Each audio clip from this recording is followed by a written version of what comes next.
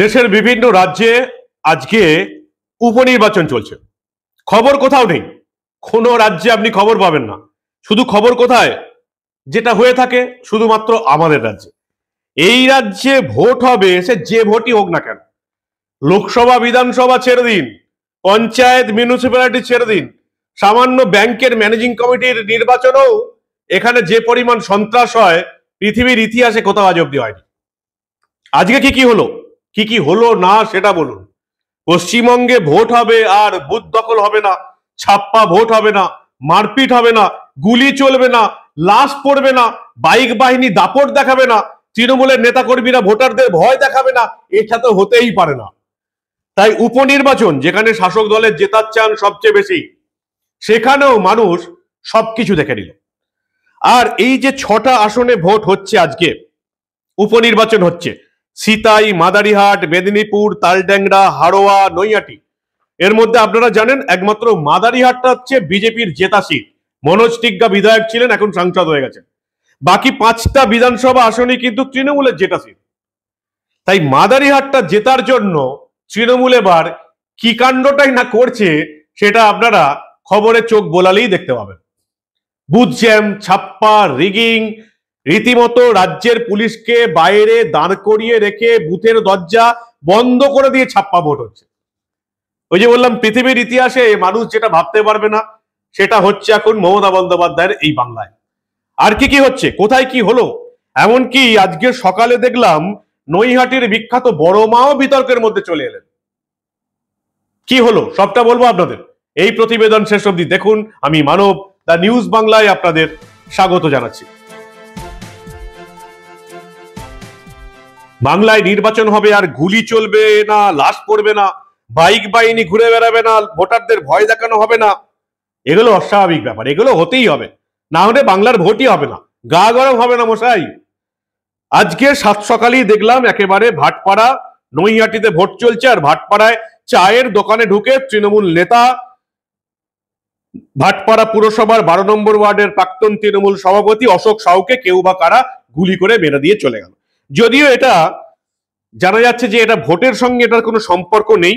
এই অশোক সাউয়ের সঙ্গে আরো একটা সাউ পরিবারের, আকাশ সাউ পরিবারের একটা ঝামেলা চলছিল, তৃণমূলেরই গোষ্ঠীদ্বন্দ্ব, এবং সেক্ষেত্রে এই ঘটনাটা ঘটেছে এমনটাই মনে করা হচ্ছে। কিন্তু তবু ভোটের দিন সকালেই এই ঘটনাটা ঘটলো। নৈহাটিতে ভোট চলছে, ভাটপাড়া পুরসভার 12 নম্বর ওয়ার্ডের প্রাক্তন তৃণমূল সভাপতি অশোক সাউকে গুলি করে মেরে দেওয়া হলো। আচ্ছা, ওই যে বললাম বিতর্কে আবার নৈহাটির বড় মাও, ভাবা যায় ভোটের সঙ্গে নৈহাটির বড় মায়ের কি সম্পর্ক। ভোট চলছে নৈহাটিতে, তাই মমতা বন্দ্যোপাধ্যায়ের প্রশাসন নৈহাটির বড়মার মন্দির বন্ধ রাখার সিদ্ধান্ত নিয়েছে দর্শনার্থীদের জন্য। আজকে বন্ধ। আমি বুঝতে পারি না ভোটের সঙ্গে কোনো ধর্মের কি সম্পর্ক, মন্দির বন্ধ রাখার কি সম্পর্ক। ঠিক আছে, মন্দির বন্ধ রাখার সিদ্ধান্ত নেওয়া হয়েছে, খুব ভালো কথা। ভিড় বাড়বে ভোটের দিন, কোনো একটা জায়গায় যাতে ভিড় না হয় সেজন্যই প্রশাসন চেষ্টা করে। অনেকেই দর্শনার্থী চলে এসেছিলেন নৈহাটির বড়মার মন্দির দর্শন করতে, বড়মাকে দর্শন করতে। সকাল থেকেই মানুষের লাইন লেগে যায়। এদিনও কর্তৃপক্ষের নির্দেশ অনেকেই জানতেন না, তারা চলে এসেছিলেন, তাদেরকে বলে দেওয়া হয় ভোটের জন্য বন্ধ। কিন্তু তখনই হয় বিপদটা, তখনই তৃণমূলের প্রার্থী সনদ দে মন্দিরের মধ্যে একদম ভেতরে ঢুকে পুজো করে বেরিয়ে আসছেন দর্শনার্থীদের সামনে দিয়ে। ব্যাস, প্রত্যেকে খেপে গেলেন। সাধারণ মানুষের জন্য নৈহাটির বড়মার মন্দির বন্ধ, আর তৃণমূলের প্রার্থী সনদ দের জন্য মন্দির খোলা। এটা কোন দেশি নিয়ম? এটা তো কোনো মন্দিরের নিয়ম হতে পারে না। তৃণমূল নেতার জন্য খোলা, বাকি সমস্ত সাধারণ মানুষের জন্য বন্ধ। মানুষজন খেপে গেলেন, তৃণমূল প্রার্থী সনদ দেখে ঘিরে ধরে বিক্ষোভ দেখালেন। কোন রকমে তৃণমূল প্রার্থী গাড়ি নিয়ে বেরিয়ে চলে গেলেন। ভাবা যায়, নৈহাটির বড়মার মন্দির মানুষের জন্য বন্ধ, তৃণমূলের জন্য খোলা। মাদারিহাট সবচেয়ে বেশি যেখানে আজকে অভিযোগ আসছে যে এই মাদারিহাট, যেটা বিজেপির একমাত্র সিট, মনোজ টিগ্গা এখানে বিধায়ক ছিলেন, সেই মাদারিহাটের বিভিন্ন বুথে ছাপ্পা এবং রিগিং চলছে। 114 নম্বর বুথ শিশু বাড়ি, সেখানে আবার বুথের বাইরে থেকে বিজেপি ভোটারদের তাড়িয়ে দেওয়ার অভিযোগ উঠছে। রায়পাড়া বিএপপি স্কুলে ভোট কেন্দ্রে বিজেপি প্রার্থী রাহুল লোহার বললেন ভোটারদের হুমকি দেওয়া হচ্ছে। এমন বুথও দেখা যাচ্ছে যেখানে দরজা বন্ধ করে ছাপ্পা রিগিং চলছে। প্রেস সাংবাদিকরা যাওয়ার পর তারপর পুলিশ সেই দরজা খুলে দিচ্ছে, ওসি গিয়ে পৌঁছাচ্ছেন ঘটনাস্থলে। অবাক বিষয়। একটা ভোট হচ্ছে উপনির্বাচন, সেখানে বিভিন্ন জায়গায় বুথের দরজা বন্ধ করে রাখছে মমতা বন্দ্যোপাধ্যায়ের রাজ্য পুলিশ, তারা বাইরে পাহারা দিচ্ছে, ভেতরে ছাপ্পা চলছে। মাদারিহাট জিততেই হবে, 6-0 করতেই হবে, কোনো বিরোধীর অস্তিত্ব রাখা যাবে না। ফলে এখন মাদারিহাটকে জোর দেওয়া হয়েছে এবং বিজেপি নেতাদের অভিযোগ তো আছেই যে এই মুহূর্তে শুধুমাত্র সিতাই এবং মাদারিহাট এই দুটো আসনকে কন্ট্রোল করতেই মমতা বন্দ্যোপাধ্যায় ঠিক এই সময়ে উত্তরবঙ্গে গিয়ে বসে আছেন। এই মাদারিহাটেই বিজেপি প্রার্থী রাহুল লোহারের গাড়ি ভাঙচুরের অভিযোগ এসেছে, তার গাড়ি পুরো ভাঙচুর করে দেওয়া হয়েছে। এখানেও অভিযোগের তীর সেই তৃণমূলের দিকে, প্রার্থীর গাড়ি পর্যন্ত ভেঙে দিচ্ছে। কেন? কারণ তাকে বিভিন্ন বুথে ঘুরতে দেবে না তৃণমূল কংগ্রেস। আপনারা জানেন সিতাই কেন্দ্রে মোটামুটি মূল প্রতিদ্বন্দ্বী তৃণমূলের সঙ্গীতা রায় ভার্সেস বিজেপির দীপক রায়। এই সঙ্গীতা রায় জগদীশ বর্মা বসুনিয়ারি স্ত্রী, যিনি এই বিধায়ক ছিলেন, সাংসদ হয়ে গেছেন। কংগ্রেসের হরিহর রায় এবং বামফ্রন্টের অরুণ কুমার বর্মাও প্রার্থী আছেন, কিন্তু মূল লড়াই তৃণমূলের এবং বিজেপির মধ্যে। মাদারিহাট একমাত্র আসন যেটা বিজেপি জেতা আছে, সেখানে বিজেপির রাহুল লোহারের সঙ্গে প্রতিদ্বন্দ্বিতা তৃণমূলের জয়প্রকাশ টোপ্পার। মেদিনীপুর তৃণমূলের সুজয় হাজিরার সঙ্গে লড়াই বিজেপির শুভজিৎ রায়। তালডাংরা তৃণমূল প্রার্থী ফাল্গুনী সিংহ বাবুর সঙ্গে লড়াই বিজেপির অনন্যা রায় চক্রবর্তীর। হারোয়া তৃণমূলের শেখ রবিউল ইসলামের সঙ্গে এখানে বিজেপি প্রার্থী আছেন বিমল দাস এবং আইএসএফ বামফ্রন্ট সমর্থিত আইএসএফ প্রার্থী পিয়ারুল ইসলাম আছেন। নৈহাটি তৃণমূল প্রার্থী সনদ দে বিজেপির রূপক মিত্রের মধ্যে আসল লড়াই। বিভিন্ন অভিযোগ জমা পড়েছে।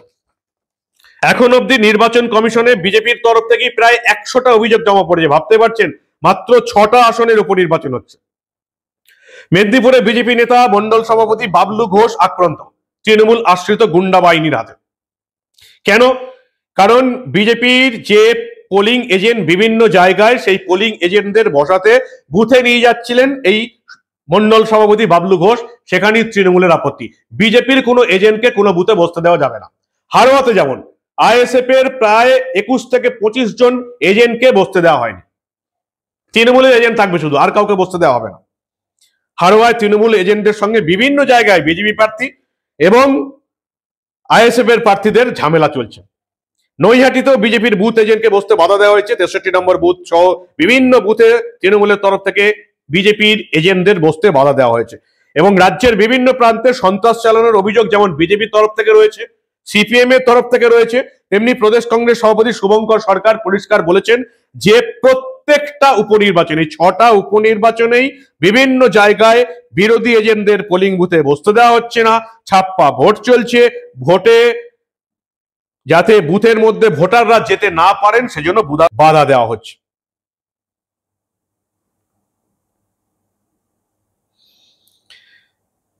বিরোধী দলের শুভেন্দু অধিকারীর তরফ থেকে বেশ কিছু টুইট করা হয়েছে। সেখানে বলা হয়েছে মেদিনীপুরের বিজেপি নেতা নয়ন দেখে নাকি গৃহবন্দী করে রেখেছে পুলিশ, তাকে বাড়ি থেকে বেরোতে দেওয়া হচ্ছে না।